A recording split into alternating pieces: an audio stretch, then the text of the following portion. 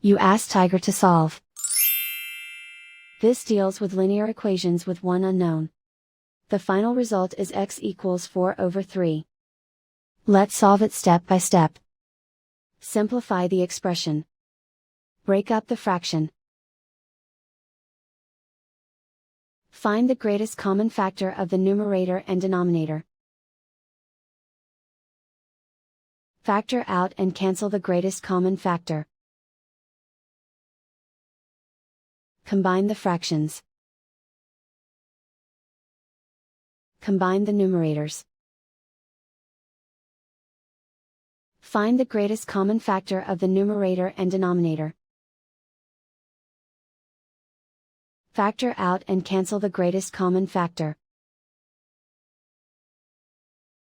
Group all constants on the right side of the equation. Add 2 to both sides. Simplify the arithmetic.